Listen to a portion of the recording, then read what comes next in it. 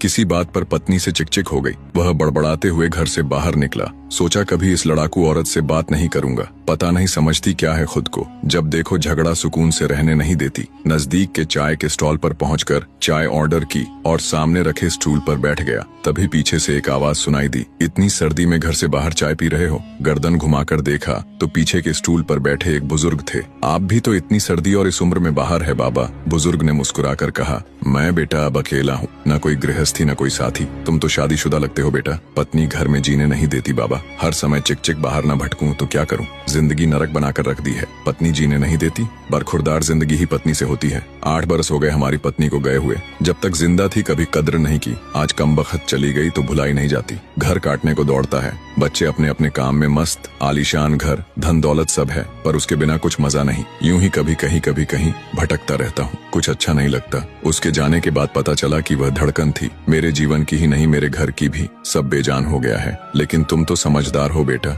जाओ अपनी जिंदगी खुशी से जी लो, वरना बाद में पछताते रहोगे मेरी तरह। बुजुर्ग की आंखों में दर्द और आंसुओं का समंदर साफ नजर आ रहा था। चाय वाले को पैसे दिए, नजर भर बुजुर्ग को देखा। 1 मिनट गंवाए बिना घर की ओर मुड़ गया। उसे दूर से ही देख लिया था। डबडबाई आंखों से निहार रही पत्नी चिंतित दरवाजे पर ही खड़ी थी। कहाँ चले गए थे? आपने तो जैकेट भी नहीं पहना, ठंड लग जाएगी तो। तुम भी तो बिना स्वेटर के दरवाजे पर खड़ी हो। कुछ यूं दोनों ने आंखों से एक दूसरे के प्यार को पढ़ लिया था। कई बार हम लोग भी अपने जीवन में इसी तरह की गलतियां कर बैठते हैं। सिर्फ पत्नी ही नहीं, माँ बाप, चाचा ताऊ, भाई बहन या अजीज दोस्तों के साथ ऐसा क्रोध कर देते हैं जो सिर्फ हमको ही नहीं उनको भी कष्ट देता है। छोटा सा जीवन है, कहीं क्षमा करके कहीं क्षमा मांगकर हंसकर गुजार दो। जिंदगी के सफर में जो गुजर जाते हैं वो मुकाम वो फिर नहीं आते। वीडियो कैसी लगी कमेंट करके जरूर बताना।